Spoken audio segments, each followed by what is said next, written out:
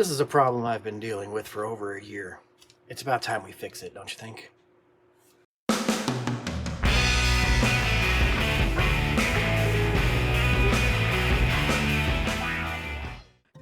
If you're anything like me, when you decided you wanted to start woodworking, there wasn't a whole lot of money to throw at it to get started.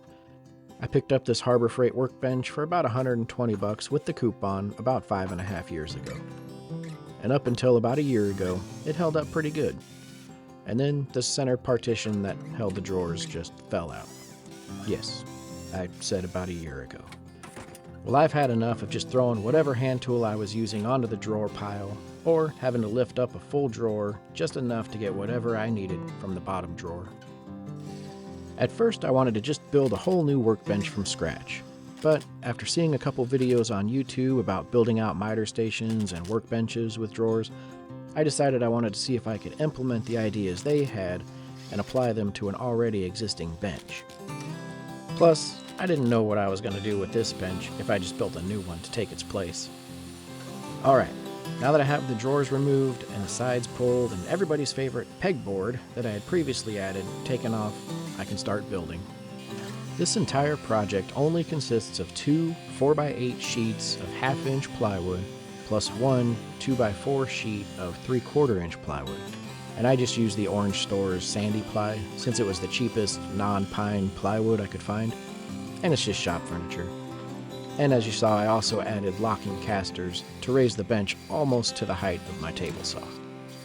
So far, what you've seen me do is break down the full sheets of plywood down to manageable sizes using my track saw, and then down to their final sizes on the table saw.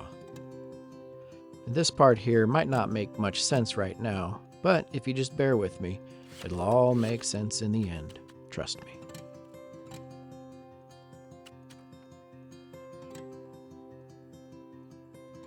I began gluing up the side panels, starting with a 1/2 inch strip on the bottom, just to keep the bottom drawer from rubbing the bottom shelf on the workbench. Then, using a couple 1/2 inch spacers, I added the next piece, making sure they were flush on each side. These are what the drawers will slide on when it's all done. And using spacers that are exactly a 1/2 inch is perfect, since we all know 1/2 inch plywood is actually like 15/16, so the drawers will slide easily.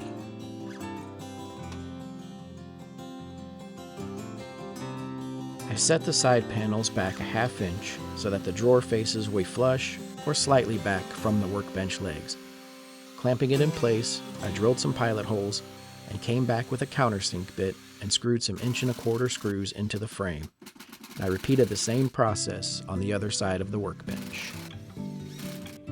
At this time, only the panels on the sides are actually attached in place on the workbench. The center divider, as well as the top shelf, are just sitting loosely in place. This is to make sure I actually calculated correctly and all of my drawer bottoms will actually fit before I permanently attach the center divider to the top shelf, as well as the bottom shelf of the workbench. And as you can see, they slide in perfectly without pinching or binding. Here I'm just using the shelves, or drawer bottoms, to find where I can attach the center divider to the top shelf. I pushed everything over to the left as far as I could to get my marking for the right side, and vice versa for the left. This was much easier and much more accurate than trying to measure. Then, using my T-square, I could transfer those marks across the whole shelf to line up where the divider would sit. Then I realized the actual divider was narrower than the front because of those mystery pieces I added, so I marked those out as well. And I wanted the divider to be set back a 1/2 inch as well, so that the drawer faces would be flush with the front of the shelf, so I marked that out. I'm attaching the divider by pre-drilling holes, coming back with the countersink bit, and driving in some 1½ inch screws. I really need to get a single bit that can do both the pilot hole and the countersink. I could save so much time. Now to do another dry fit. Could I hit it any more times trying to get down into place? Jeez. Anyway, I set it in place again just to make sure nothing shifted while I was screwing it in. One thing I wanted to make sure I improved was, I have these dog hole clamps. Well, the original drawers were so shallow and so close to the top that I hammered one right through the drawer bottom. So I made sure I had enough clearance with the top shelf that wouldn't be a problem. Alright, with that test passed, it's time to attach the top shelf assembly to the sides, including my lightning fast NASCAR pit stop bit change from pilot hole bit to countersink bit. See what I mean about all the time I'd save if I didn't have to waste it changing bits all the time? Or maybe get a second drill? A little foreshadowing, perhaps? Anyway, I then secured the shelf using 1¼ screws. Time for the dreaded drawer boxes. I just built these the simplest way possible just to knock them out quickly, since I had 8 of them to do. Let's call it butt joints and brad nails. I wonder if I should trademark that. I've actually never heard anyone call it that, so I'm claiming it. Nothing too fancy on these. Again, just a shop project. These frames are just going to sit on the top of the drawer bottoms, so I didn't need to cut any fancy rabbets or dados or anything crazy like that.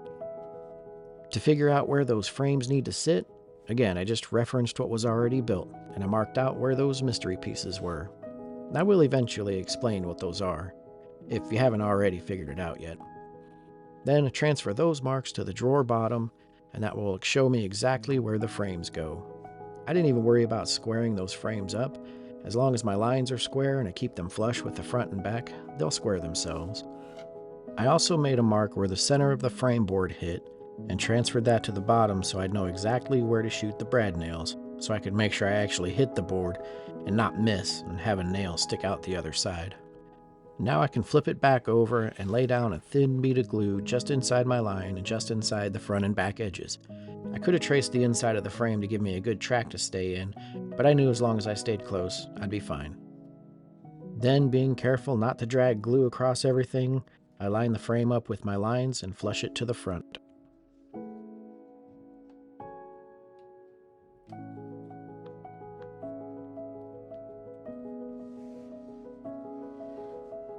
Now I'll just use my squeeze clamps and clamp each corner just to keep it from shifting around while I flip it back over and secure it with more brad nails. And just like that, drawer built.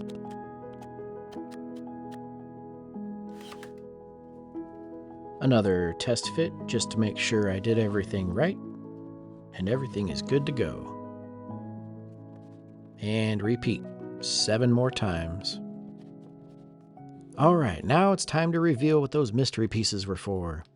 I added a similar piece to the back side of the drawer, and those pieces together will act as a stop so that I can't pull the drawer all the way out. Pretty cool, huh? Once installed, I put the drawer in place through the back side of the assembly. Shout out to Zach at Bear Mountain Builds for that idea.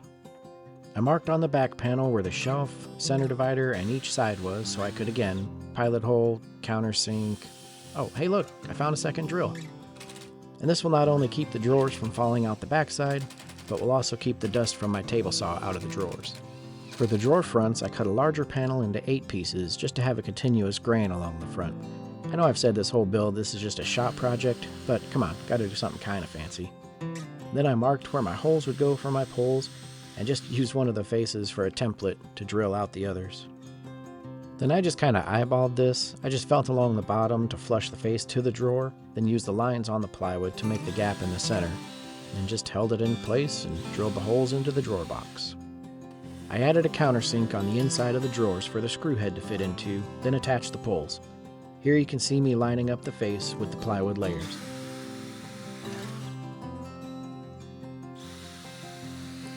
Once all the poles are attached, this project is done. Now time to load them up and get back to work.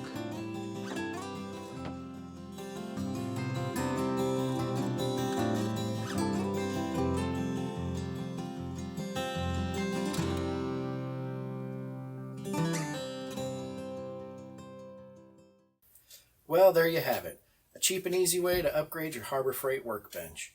One thing I'll probably do, now that I have things in the drawers, is add some slide tape or paste wax or something just to help the drawers slide a little easier. They're not bad, but they could be better.